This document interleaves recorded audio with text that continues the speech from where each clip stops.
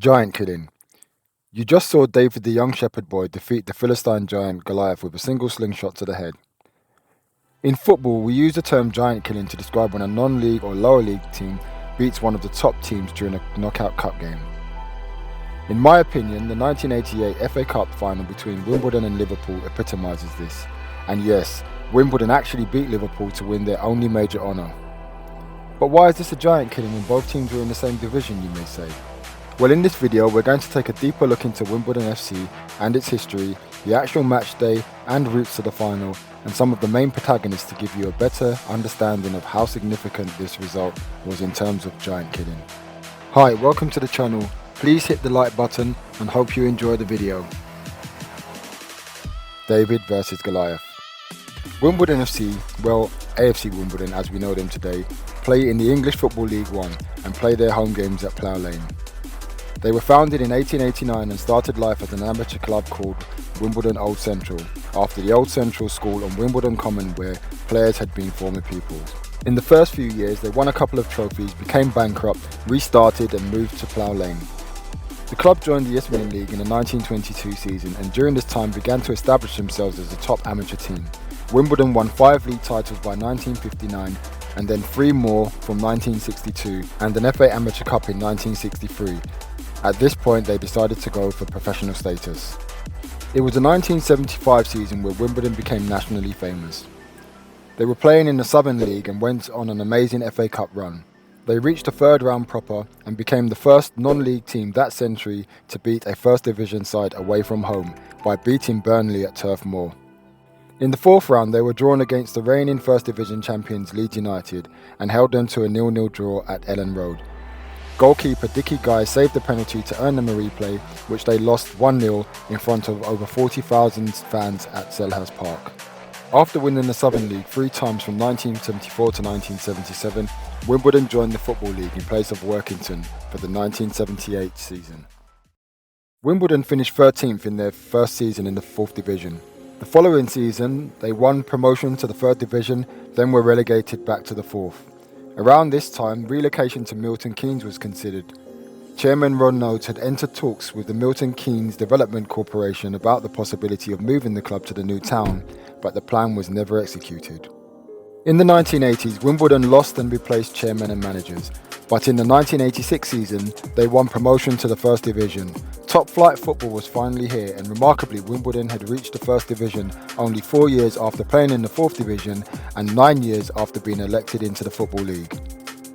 In contrast, Liverpool were the all-conquering giants of English and European football at the time. In the same 9-year period it took Wimbledon to reach the 1st Division, Liverpool had won 6 First Division titles, 1 FA Cup, 4 League Cups, 1 Football League Super Cup, 5 Charity Shields, 3 European Cups and 1 European Super Cup. That's an impressive total of 21 trophies, and within that Liverpool became only the 5th team in English football history to win the double in the 1986 season, winning both the FA Cup and First Division title that year. The gap between the two teams was colossal, so we had a true David and Goliath matchup on that day. In the previous season, Liverpool had lost the league, coming second to their city rivals Everton, so it was top priority to bring the title back to the red half of Liverpool. They did just that and won the league with a 9-point margin over Manchester United, winning their 17th title. Wimbledon finished 6th in the previous season and lost their manager Dave Bassett as he moved to Watford in the summer. Bobby Gould was appointed as their new manager. He guided Wimbledon to a 7th place finish and to the FA Cup final that year. Both teams entered the FA Cup at the 3rd round proper stage. Liverpool were held to a 0-0 draw away to Stoke, but won the replay 1-0 at Anfield. They then dispatched of Aston Villa and city rivals Everton in the 4th and 5th rounds and demolished Manchester City in the quarter-finals 4-0 at Main Road. Wimbledon started their route to the final by beating West Brom 4-1 at Plough Lane. They went on to face Mansfield Town and Newcastle away in rounds 4 and 5, and then Watford at Plough Lane in the quarter-finals.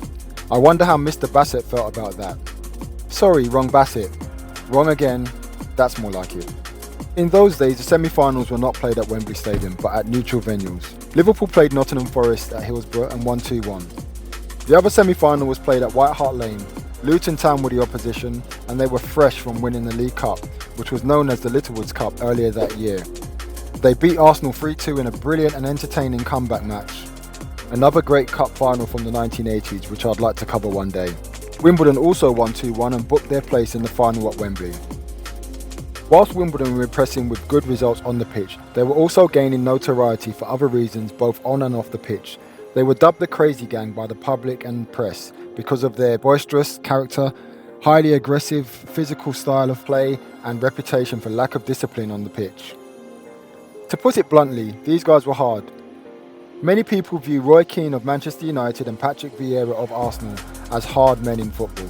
But you have to remember that this was the 1980s and everybody was hard. But these guys topped it. These were hard guys living on Hard Street in the city of Hardville in hard land.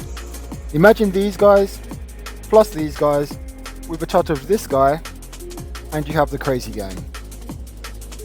Vinnie Jones was the main man. He was a fearless defensive midfielder who very much liked and was involved in the physical side of the game. He liked to make his presence felt at all times. I mean, who else could make this an iconic footballing moment? But to be fair, he had a decent footballing career. He played just over 400 games for Wimbledon, Leeds United, Sheffield United, Chelsea and Queen's Park Rangers. He also played internationally and captained the Welsh national team. His hard man image served him well once his footballing career came to an end. He made the most of this and is now a well-known actor.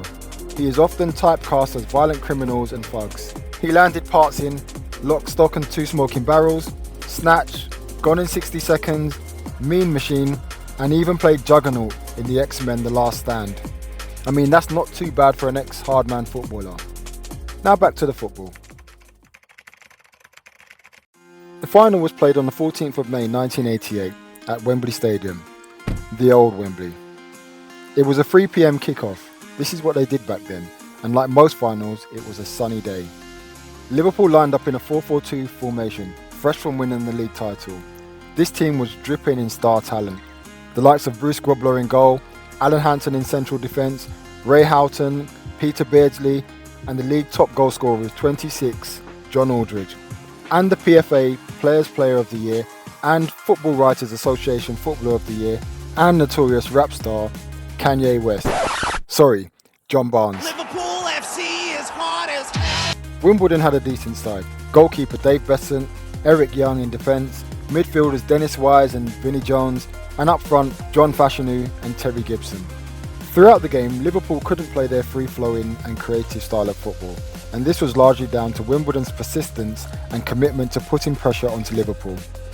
Liverpool had many chances and actually scored, but Peter Beardsley's goal was disallowed as the referee had already awarded Liverpool with a free kick. The winning goal came in the 36th minute from a looping header by Laurie Sanchez following a Dennis Wise free kick. This was only his 5th goal of the season, with 4 of them already being scored with his head. The game produced an FA Cup historic moment. Around the hour mark, the referee awarded a penalty to Liverpool when Clive Goodyear brought down John Aldridge in the box. Aldridge's penalty was saved by Dave Besant, and he became the first goalkeeper to save a penalty in a Wembley FA Cup final. Nevertheless, Wimbledon held on to win their first and only FA Cup in their entire history. The two teams met up again shortly afterwards in the season curtain raiser, the FA Charity Shield. Liverpool won 2-1. Wimbledon took the lead with another headed goal, this time from John Fashanu, assisted by Dennis Wise. John Aldridge scored both the goals for Liverpool. And to add to the coincidences, one of them came from the penalty spot, but this time Big Dave Besant was long gone as he had transferred to Newcastle that summer. In the years following this historic day, both teams began to see a change in their fortunes. In the 1989 season, Liverpool lost the league on the final day in dramatic fashion to Arsenal, but they did win the FA Cup against City rivals Everton, again another classic FA Cup final. However, following this victory, Liverpool failed to build on the success of this and the previous decade. The rebirth of football brought along with it a new champion, and it was their goal to knock Liverpool off their perch. I wonder who said that. Wimbledon moved out of Plough Lane due to new FA ground regulations and shared with Crystal Palace until they were relegated in 2000. In 2001, the club announced that they would relocate 56 miles north to Milton Keynes. In 2003, they played their first game in their new home, and a year later, they changed their name to Milton Keynes Dons. As you can imagine, many of the supporters were not happy with this, and in 2002 AFC Wimbledon was formed, with many MK fans deflecting to support the new South London based team. Today they play their home games at Plough Lane in a new 9,000 all-seater stadium.